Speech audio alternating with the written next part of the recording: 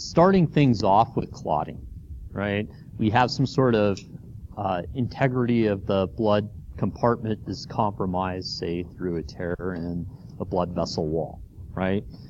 Now, normally, the blood compartment doesn't interact with structures that are underneath the endothelium here, right? So here, like we saw with histology and tissues, if we have endothelium, which is specialized epithelium, we have connective tissue underneath it, right? That's kind of the general structure of, how we have epithelium, and then we have basement membrane, then we have connective tissue underneath it, right? So normally the blood doesn't interact, or it doesn't see a lot of those structures that make up the underlying connective tissue unless we've damaged that endothelium or the blood vessel wall, right? So what ends up happening is some of these, structures in the blood interact with some of these structures that are in that underlying connective tissue, and that's one of the signals to activate structures of the clotting cascade, right? And part of this whole clotting process involves platelets adhering to this area. And then they become activated, they send signals to recruit more platelets, and so forth, right? And so that's that part of that positive feedback that we just talked about on the quiz. And so here, one of the structures that's underneath here, the fibers that make up some of the underlying structures, is collagen. So normally collagen isn't found in contact with the blood compartment, right? And so one of the things that happens is when platelets adhere to collagen, they get activated, or they're going to be adhering to collagen, they become activated. Once they get activated, they release chemicals. A lot of these chemicals will recruit other platelets that become activated, and so forth. Some of these chemicals, ADP, hopefully you guys know what that is, right? So adenosine diphosphate. PDGF, that's platelet-derived growth factor. That's really potent in recruiting other platelets as well as doing other things to the blood vessel wall to try to minimize blood loss at this site. So platelet-derived growth factor, PDGF. And then also calcium. Calcium is important in the clotting cascade, as we'll see. All right. There's other factors that also get released. So here, activated platelets are basically signaling other cells, including other platelets, right, to help with that clotting process. Okay. All right. So this is kind of what I was just telling you about. So there's a variety of chemicals that get released. A lot of them are for platelets. There's a few that get released also from the endothelial cells too. All right, but this signals the start of the clotting, right? So one of the other things at the very beginning, when you have a blood vessel whose walls are compromised, tries to minimize blood flow to that area by constricting. So this is called a vascular spasm, right? So it tries to minimize blood flow to that area by a vascular spasm.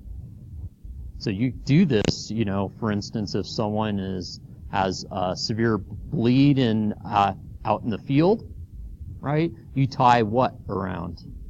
Tourniquet. So you're kind of doing an external vascular spasm, trying to minimize blood loss by restricting blood flow to that area. All right? So these are the initial events that start happening. Everybody with me on that? All right. Okay. So what ends up happening is that the next stage with all these factors and the exposure of some of these elements, they're going to start a whole cascade or a relay, a series of events that's going to go on. So if you think back, we can think about, say, G protein coupled receptors, right, where we had the first messenger binds to the receptor, and then that causes the G protein to be activated, and that activates something else. Something similar happens where it's a relay, a series of events goes on, where we have an initial signal, it could be tissue damage or activated, certain proteins, and you don't have to memorize all the different, clotting factors. There's a few that you should know, though. So one is all of these signals, they are going to funnel into or activate a particular clotting factor that's called factor 10. Right? So factor 10 is kind of a really important clotting factor because it's going to be able to generate this prothrombin activator, which is going to generate thrombin, which is going to generate fibrin. Okay. Now, do you want these clotting factors to be active all the time in your blood? No. You only want them to be active when and where they need to be, right? And so there's a strategy that our bodies use to help do this. What they do is they manufacture inactive precursors. So these proteins, a lot of them are enzymes, they come off the ribosome as an inactive version. And then there's a series of events, signals, that get passed down that are eventually going to lead to that inactive version becoming active. All right? So we don't want to have clotting going on all the time. We only want it to happen when and where we need it. Same thing with, say, the digestive system, right? So if we want to have digestive enzymes that break down substances in our intestine, do we want to have those enzymes constantly active? No, you only want them active when they're inside of our intestine, right? You don't want them active outside of that because then they could break down, say, the walls of our intestine and so forth, right? So you only want things to be active when and where they need to be active. So there's this common strategy that our bodies use for this. And so I'm going to talk about that next. Okay?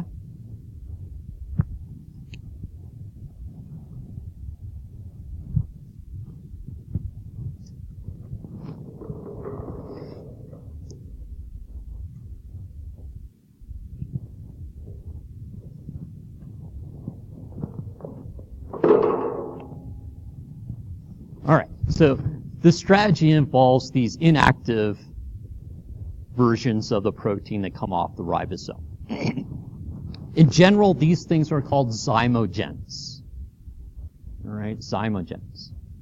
So they're inactive precursors, they're inactive proteins, usually enzyme that's coming off the ribosome, and then through a series of events that eventually cause that protein, that enzyme, to become active when and where they need to be activated. All right? So I have this kind of cartoon drawing here. Here's our enzyme. And part of the enzyme, or part of this protein, has a part of it we call domain that inhibits its activity. So it comes off the ribosome as an enzyme, but part of that protein kind of sits in the place where that protein is supposed to be active, that enzyme is supposed to be active. It's kind of like an antagonist almost. It's sitting in the spot normally that's reserved for when that protein is active. Okay, so there's an inhibitory portion, right, that's blocking the ability of this protein to be active. All right, everybody with me so far on that? Okay, so what ends up happening is that these are proteins, and maybe a enzyme comes along, and it cleaves. So it slices, right, the link between the enzyme and this inhibitory portion of that protein, right? So now this inhibitory portion can float away, leaving the enzyme available to be able to carry out its function. Okay? So here, this was the zymogen, and then here, if we cleave it and we remove the inhibitory domain, so that now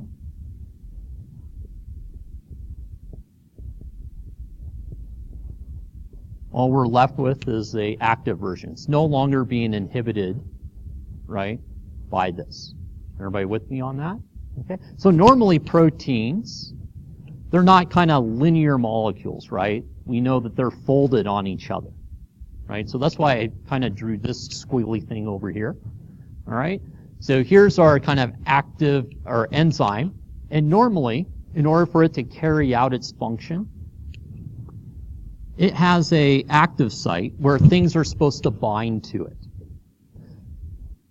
But as a zymogen, the inactive version of this, the inhibitory portion's blocking it. So can it carry out its function? No, right? So what ends up happening is that something is going to come along here, and then it's going to cleave this, and it's going to allow this inhibitory portion to be removed.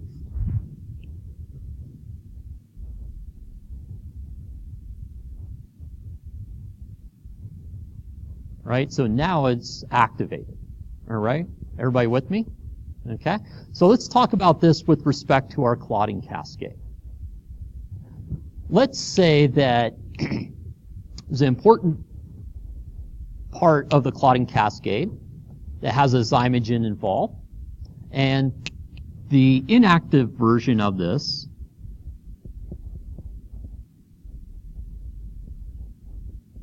is called prothrombin. Okay? So generally a lot of these inactive precursors have the name or the prefix pre or pro, or they have the ending ogen on them, indicating that there is zymogen. Everybody with me so far on that? Okay, so we got prothrombin, and then if we cleave and remove this inhibitory part of the protein, right, what does prothrombin become?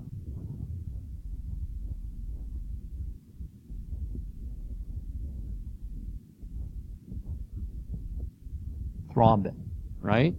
Okay? So we don't want thrombin activated all the time. We just want it to be activated when and where we need it, right? Okay? So here, if this is our thrombin, okay, so here's our thrombin. Now, what is thrombin going to activate? Well, it actually is going to cause another zymogen to become activated. So here, thrombin, so here if we have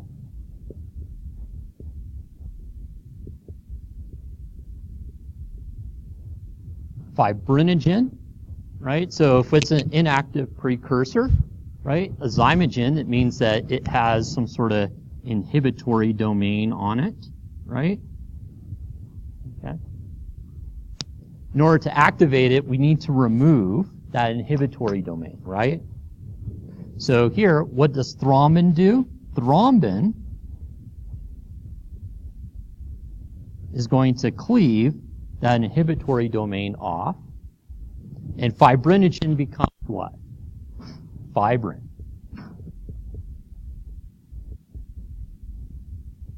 And one of the things we know about fibrin is, what does it do? It basically stitches itself together into fibers, right? So now it can make these fibers. So what we did is we have a little bit of a cascade or a series of events that happens where we've converted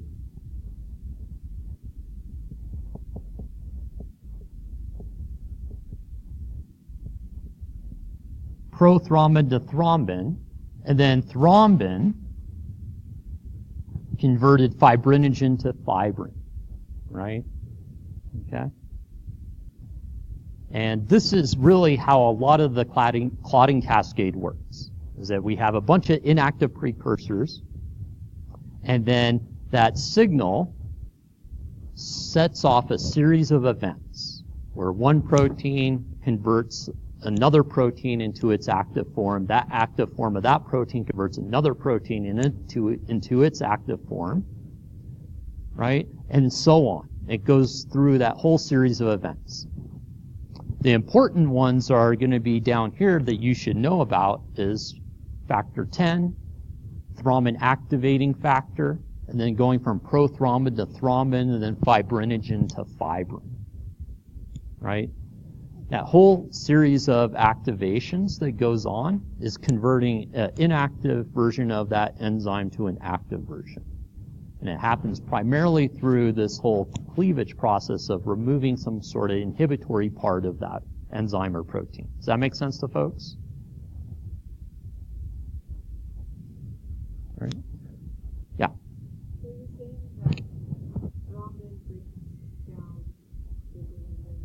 It doesn't break it down. It has a specific place that it cleaves to remove the inhibitory portion of it so that it can form fibers.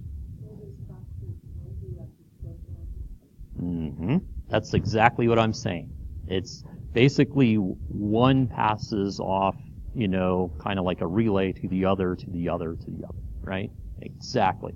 And we're going to see this whole idea of zymogens again, like I said, in the digestive system, and we see it other places too. Yeah, go ahead.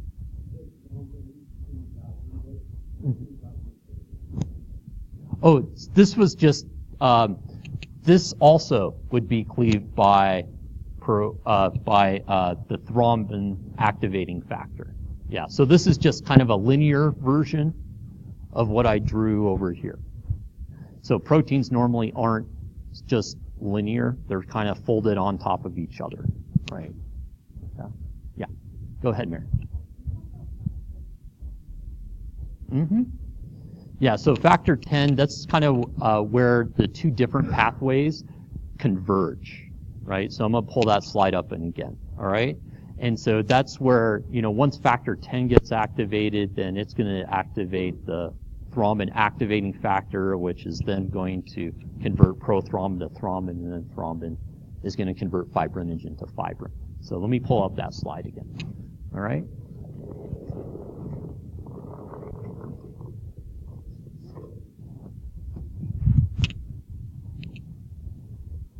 So here's our factor 10. So both these pathways, either tissue damage or some sort of secreted factors, right? They converge here with factor 10.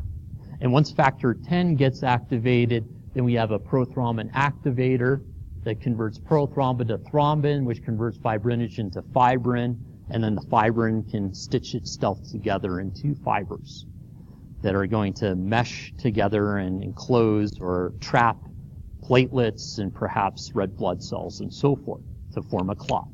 Does that make sense to folks? Yeah, go ahead, Sabrina.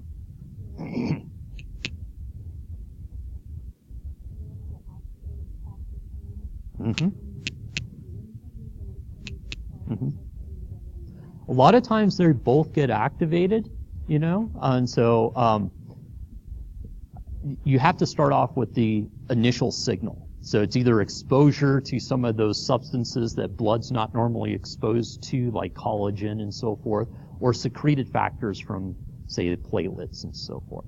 And so, but both those extrinsic and intrinsic pathways you're talking about, they converge at factor 10. Don't Because factor 10, also is somewhat of like a zymogen. And so even, I don't care for you guys to get lost in the details of the extrinsic and intrinsic detailed pathways there. You don't need to know those. But here, these steps are really important with, say, factor 10 going to how we get to fibrin, right? So the kind of the very tail end here is important. And also know the very beginning of what sets this whole series of events in motion. All right, those are the important two things to look at. Kind of the end of it and the beginning of it. All right? You guys go into being clotters, right? Really investigating the clotting cascade and so forth. You can do all the crazy investigation of all the different clotting factors you want. You don't have to do that for now. Okay? Sorry. Did I answer your question? Okay, Sabrina? Okay. Awesome. Does that make sense to folks? We're going to see zymogens, like I said, again in the digestive system. So I wanted to make sure that that was kind of clear for folks. Okay? Because the whole concept is we don't want to get these things activated until they're in the place and there's a signal for them to be activated. We don't want to have clotting factors activated running through our body, because that's not a good thing. All right. So like I said, fibrinogen gets converted to fibrin. Right? And then we have a lot of formed elements, and the fibrin forms a meshwork that traps a lot of them. Yeah, go ahead, Sabrina.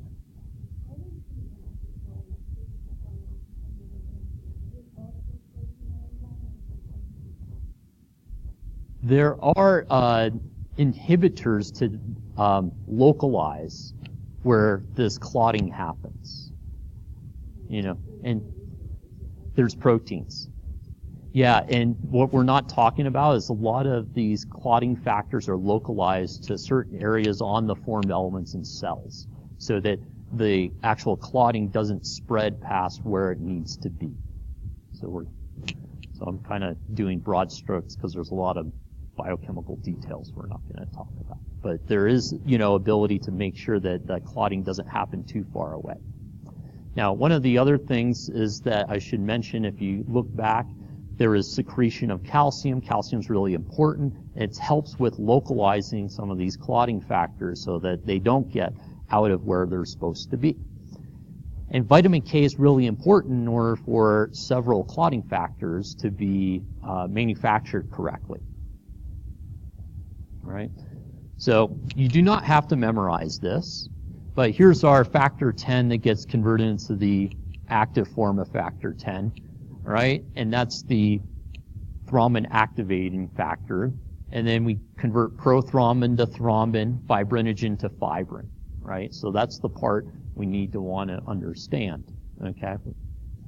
You don't have to memorize this whole thing. What I want to point out, though, is there's some important pharmaceuticals, drugs out there that affect the clotting cascade, right? So how many folks have heard of heparin, right? So heparin is going to be important because it interferes with certain parts of the clotting cascade. So you can see it interferes with some of these clotting factors. Once again, do you have to memorize this? No. But I just want to point out there's some important clotting factors that are impacted by pharmaceuticals. Also, it interferes with the activated form of factor 10. All right? Yeah, go ahead.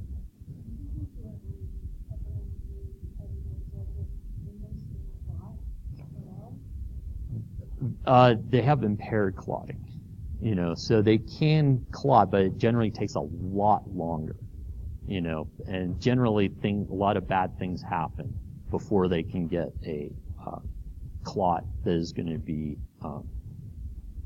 combating the problems that happen with blood loss. So it's not very useful.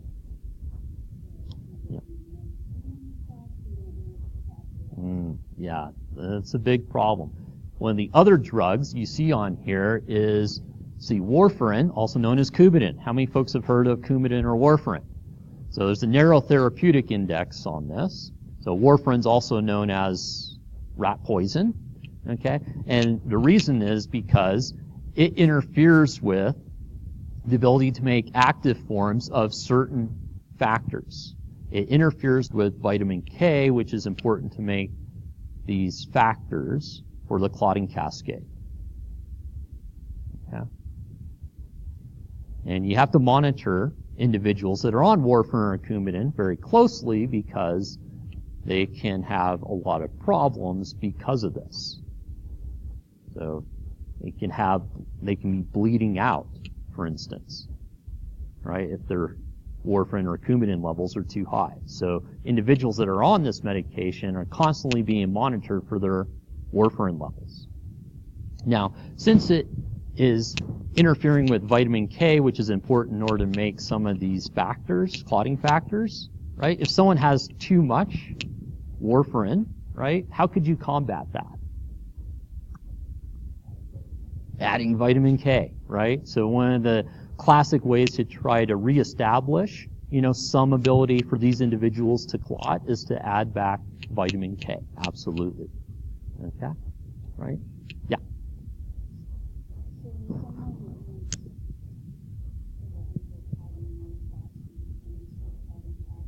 Mm-hmm.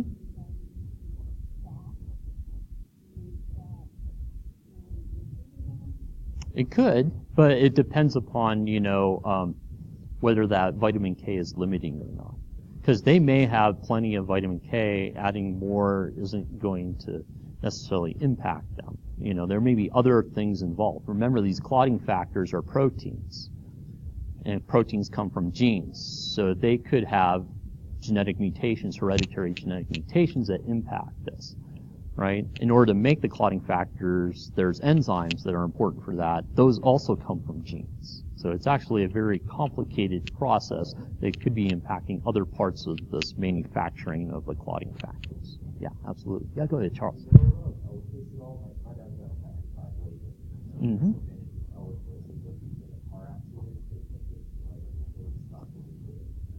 Yeah, so that has a different mechanism of action. And I don't know exactly with Eliquis what the target is on that, but I know that, yeah, that one, there's other ways you can interfere with the thrombocytes, the platelets. So like clopidogrel, for instance, that's interfering with activation of platelets. And so that's not interfering directly with the clotting factors themselves. I'm wondering if Eliquis might be doing something similar.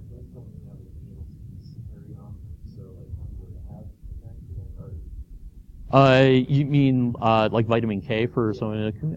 I would suspect like crash carts probably have, maybe that. Also calcium, because calcium's really important for this localization, so that you can get activation in the right spot robustly for clotting.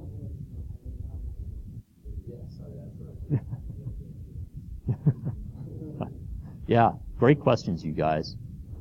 Does that make sense? So once again, do you have to memorize this?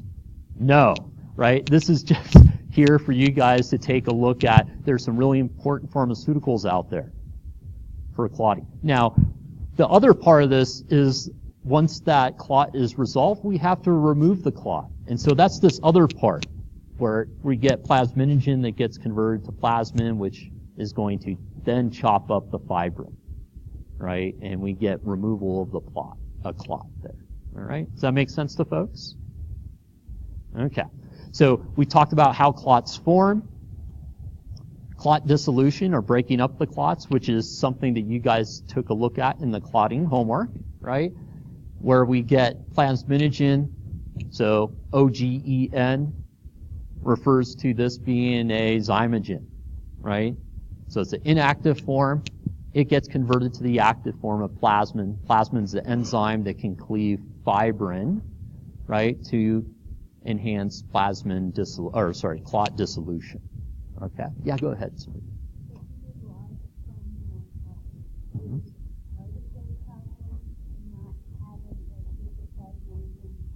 Could be.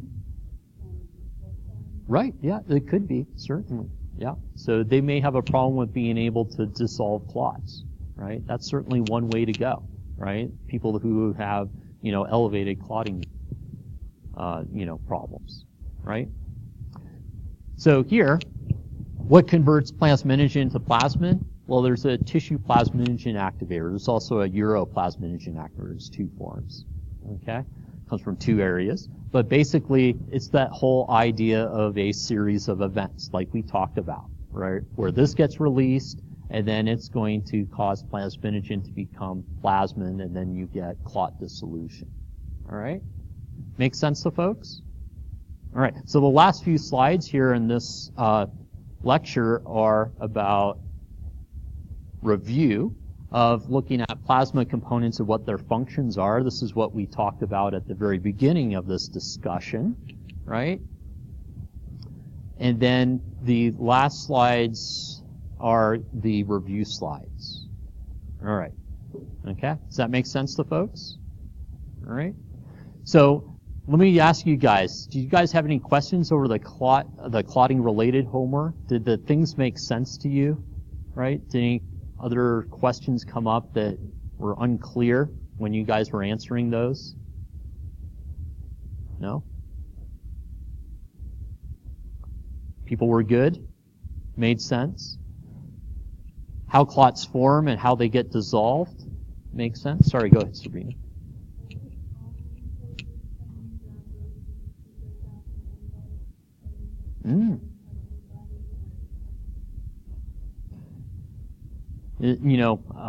Common, I'm not sure, common is, a term, but for someone who, has a deep vein thrombosis, right, it certainly can become an embolism. And where are some really tiny blood vessels located? So not surprisingly, the lungs, right? Okay. And so here, the smaller the diameter, right, the more likely an embolism is going to get caught there. Okay. And so, kind of, is it common for a thrombus to become a pulmonary embolism? Certainly, an embolism to become a pulmonary embolism, that's, kind of likely, right? Because it's going to get caught in those really small blood vessels. Yeah. All right, cool. Everybody, so that made sense to folks? People are comfortable with clotting and dissolving clots? How about the clotting cascade? You don't have to know all the factors, right? So just know that how one becomes activated and activates another one and so forth. And vitamin K, everybody understands why that's important. And now we see calcium's also important for clotting, right? So we've seen calcium being important also for nervous system, right? And then what other major system was calcium important for? Bones, right? So here we're starting to connect together. If someone has a problem and say, one thing, it could have widespread systemic problems, issues, right? Okay. All right. Well, if you guys don't have any questions, let's take a break, and after the break, we'll talk about the cardiac cycle and the cardiac conduction system. If while you guys are studying, questions do arise, be sure to ask, okay? All right. So I think we'll go ahead and continue here. So hopefully people have taken a look at the slides and the previously recorded lecture and other material regarding the basics of the heart and the cardiac cycle. All right, so if you haven't done that, you need to do that as soon as possible. All right, so for those that have taken a look at that material, did you guys have any specific questions on the cardiac cycle? Some of this will end up taking a look at in lab. So there'll be an overlap there with a lot of the lab material. Go ahead, Tyler. So the system and the pulmonary system, Mm-hmm. so it goes into the aorta, Mm. Yep. So what part of the heart, though? The right? Okay. Yep. Mm-hmm. Yep. Yep. You're correct. It goes into the right atrium. Yeah. So then it goes to the lungs,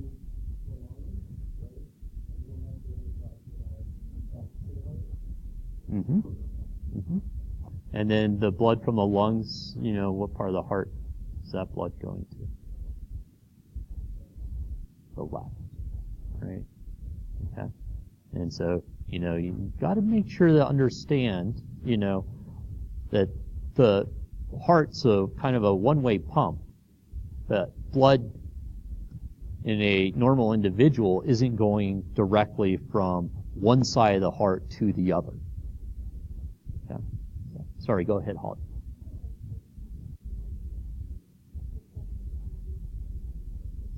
Uh-huh. So let's start off with knowing what arteries and veins are. So let's talk about what the definition is. So if you look at the slides there, what I put down is the definition of an artery and a vein. Well, we're just backing up. Let's just talk about the definition of an artery and a vein. Let's start. Mm-hmm. Yeah, arteries are taking blood away from the heart, and then veins are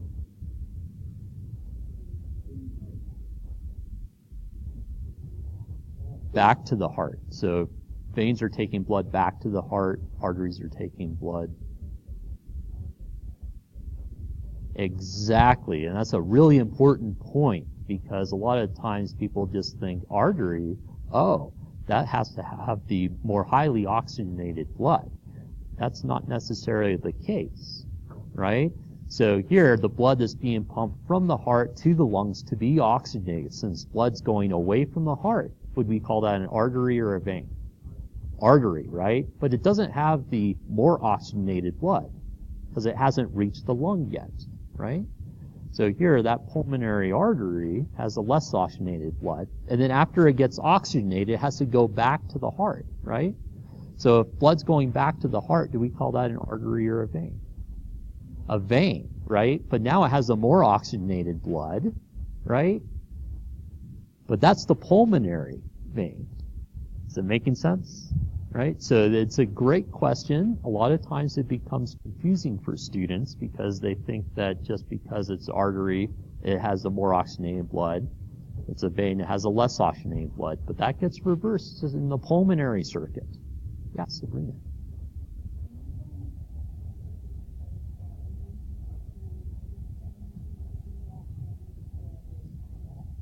Oh, well, we're going to talk about that. Yeah. Hold on. Yeah. So this is kind of what you're talking about there, Holly. Right? Yeah. So here, blood's coming away from the heart. So it's got to be an artery. Right? Blood's coming back to the heart. It's the vein. Right? But in the pulmonary circuit, this blood hasn't been more oxygenated yet, right, by the lungs. So it's less oxygenated blood in that artery, the pulmonary artery, right? And then after it gets more oxygenated, then it's going back to the heart. And therefore, since it's going back to the heart, it's a vein. It has the more oxygenated blood. So not all veins are having the less oxygenated blood, right? Does that make sense? All right. Good questions, you guys. Any other? Yeah, go ahead, Sue.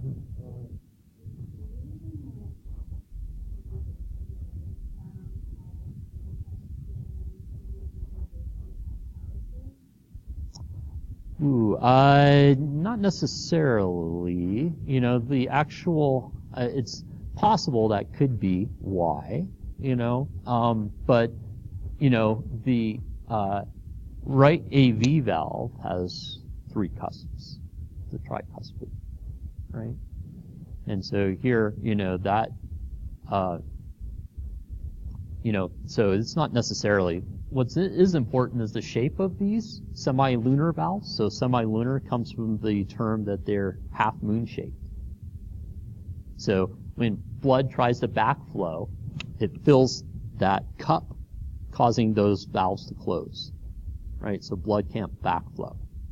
So it allows one direction for the pumping of the blood by the heart. Yeah, so valves help with making sure that we pump the blood, or the heart pumps the blood in one direction. Yeah, go ahead, sorry. So I think that's what the tendon cords. Okay. Oh, okay. So there's a lot of pressure that builds up. So what's the tendinous cords attached to? So what was that, Holly? The valves. Which valves? Remember, we got the AV valves, right? Those are the ones separating the atria from the ventricles down here, right? So when the ventricles contract, there's a lot of pressure that builds up. And so the last thing you want is these valves to flap back, right? And cause blood to flow back where it came from, because we want the blood to flow in a single direction. So what the cords do is they help provide extra support for the AV valves. Okay, and the papillary muscles are attached to those cords to help with increasing, you know, the countering the pulling action on those valves from the pressure that's generated. Okay?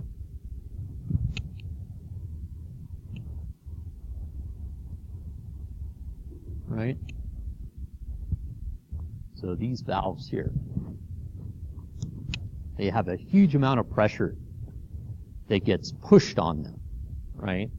And so that's why they have these cords that are kind of like parachute cords to help prevent these valves from flopping back, right? Because that's a problem.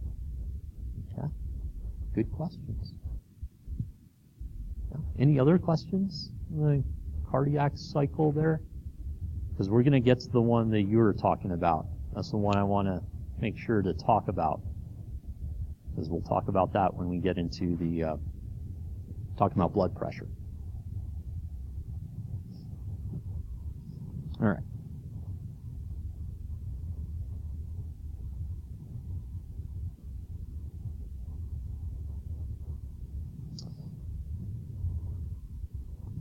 Okay. So the cardiac cycle is a mechanical movement of blood through the chambers of the heart.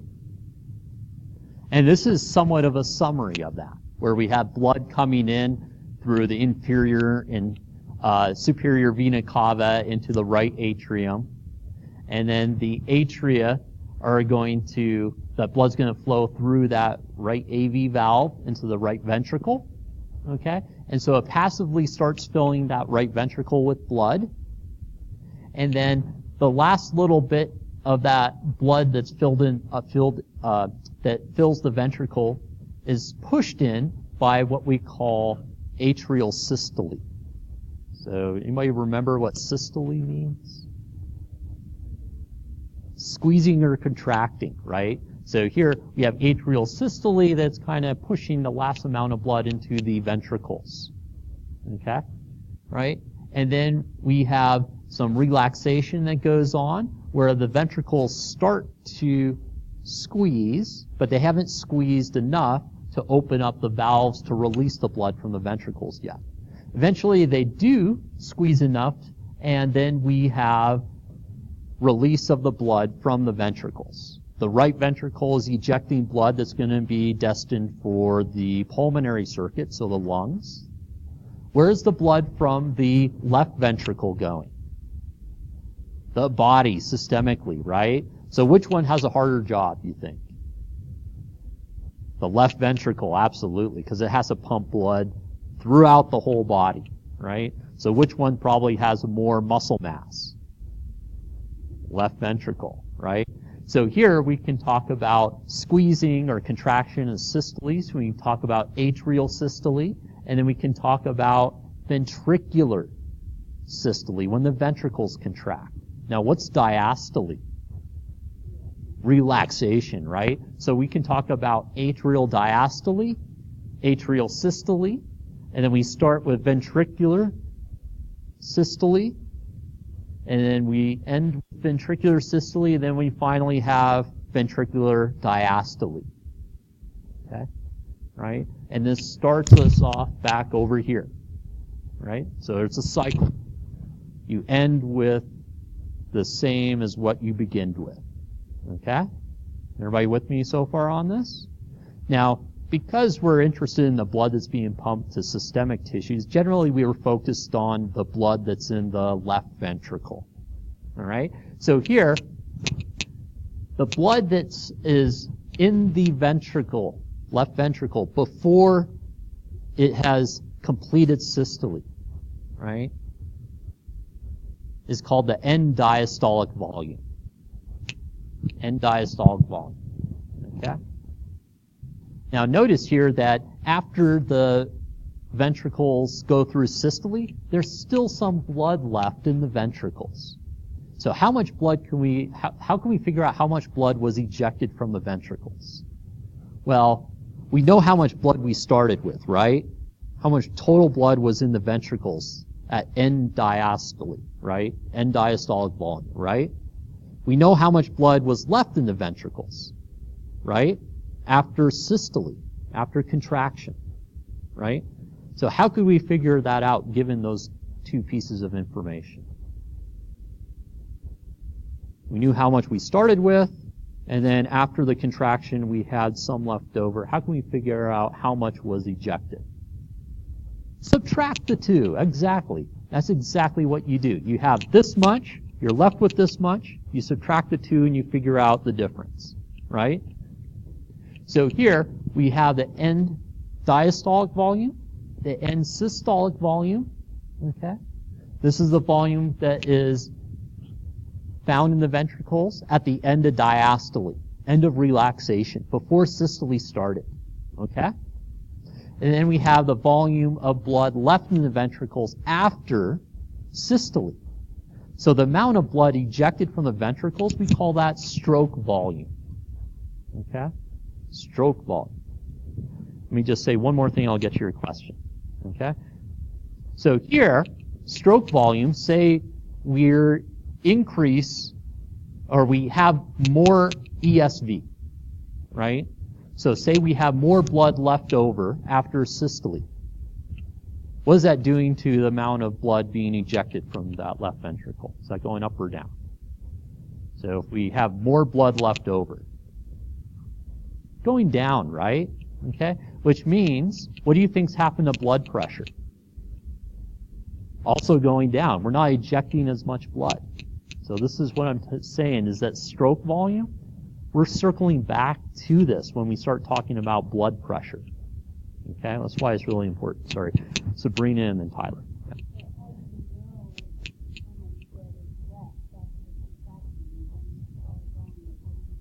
Oh, there's ways you can do certain sophisticated imaging is one way. You know, you can also do some labeling that goes on, so you can figure this out, right? And there's less precise ways to do it as well, right? Yeah, exactly. Yeah, sorry, go ahead, Tyler. Oh, we'll get to that. Yeah, so stroke volume is a component of that. Yeah, we're getting to that. Yep, absolutely. Yeah, we're getting the cardiac output. So we'll probably not get to that till Thursday. So stay tuned, right? Because here we only talked about one beat, right? Cardiac output is how much you eject per minute. So you can almost think about how do you figure that out given what you know now, right? Stroke volume is the amount that you eject per beat, right? And then how do you do that for a minute? Yeah, exactly. All right. Any other questions on this? Okay. So like I said, this is important. I wanted to cover this because we're going to circle back around to this when we talk about blood pressure. Okay. I just want to say a few things about the cardiac conduction system, since we're going to be doing a little bit of this in the lab with looking at ECG. Now, cardiac conduction system is different from the cardiac cycle. Remember, the cardiac cycle is the physical movement of blood through the heart. Cardiac conduction system is the electrical signals that are going through the heart. Remember, when we talked about, say, skeletal muscle contraction, you needed the motor neuron to stimulate muscle contraction. So here, with the heart, we don't have a central nervous system. There's not a neuron that is going to be stimulating the heart to contract.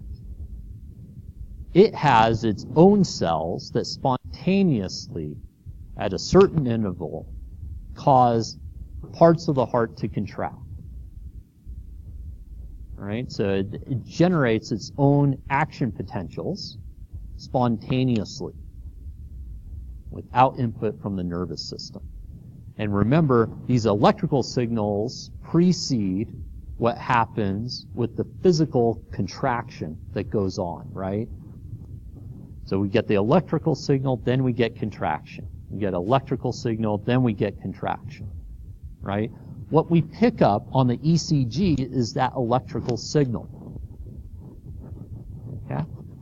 Now there's certain areas of the heart where this starts off, certain areas that have what we call a pacemaker potential, meaning that they spontaneously generate this interval of electrical signals, this rhythmic firing of electrical signals. So one is called the sinoatrial node. That's the pacemaker of the cell. It's located way up here, okay, in the right atrium.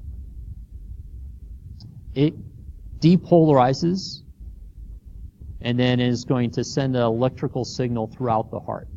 So you're going to want to remember what we talked about with the nervous tissue, with action potentials, where we get depolarization, repolarization. We see this again with this heart tissue, right? So this whole process starts in the right atrium, and the electrical signal spreads through the right atrium and eventually gets into the left atrium. Okay? And this electrical signal that's in the right and left atrium is going to signal the atria to contract. So if we talk about atrial contraction Is that systole or diastole? Systole, squeezing, right?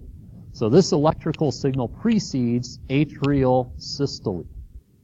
Okay? Electrical signal gets to a second node called the atrioventricular node. All right? And it pauses for a fraction of a second. Okay? The reason for that is so that the blood that is being that is going from the atria to the ventricles allows the ventricles to fill. Because the last thing you want to do is have the atria contracting and the ventricles contracting, right? You want to make sure that you squeeze blood into the ventricles, and then you want to squeeze blood out of the ventricles. So you want to have atria contract, then relax, ventricles contract, relax, and go back and forth between the two, right?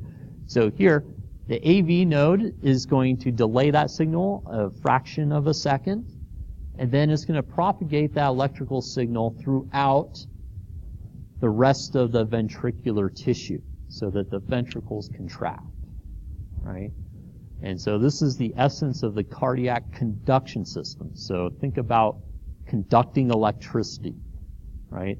These are the electrical impulses. The cardiac cycles, the mechanical movement, all right? So here, the SA node has a general intrinsic or a internal firing rate of 60 to 100 beats per minute. Now, how many people have generally a heart rate of 100 beats per minute? Not many. So we'll find out that there's a part of our nervous system that helps reduce this, and we'll talk about that, right? Then we have a nodal rhythm, which is about 40 or 50. Something called an ectopic focus is if some of these cells kind of go rogue, and they start generating an electrical potential on their own, right? So that the electrical potential isn't coming from the SA or AV nodes, it's coming from somewhere else. So what if we have spontaneous depolarization over here? Is that going to be a good thing? Is that going to make the heart run efficiently? Probably not. So ectopic focuses are problematic. Sorry, go ahead, Sabrina.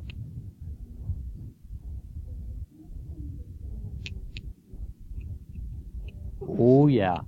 So congestive heart failure is failure to be able to eject blood, efficiently. So you're basically having a failure of the right and the left parts of the heart with congestive heart failure. You're not being able to eject blood efficiently to the pulmonary and the systemic circuits. Major issue. It can, absolutely. So here when we talk about congestive heart failure, it's kind of a endpoint. How you got to that endpoint can be very different. Yeah, sorry, go ahead, Trini. Can be, So we're just saying, if the reason you can get a reason for arrhythmia isn't at ectopic focus. So we're just saying that we're getting firing somewhere other than the SA or AV nodes. That's all we're saying for ectopic focus. But it can generate an arrhythmia. That's possible. Yep. All right. So I wanted to make sure I at least covered the basics here before you guys get in the lab with doing ECG. Because what you guys are going to do with ECG is really cool, is that you're going to be able to pick up these electrical signals. All right? You get to put sticky things on you. Yes, absolutely. Yeah. So you're going to be able to do that and do some recordings. So like I said, Dr. Jack McKenzie is going to help us out, with doing the ECGs. All right?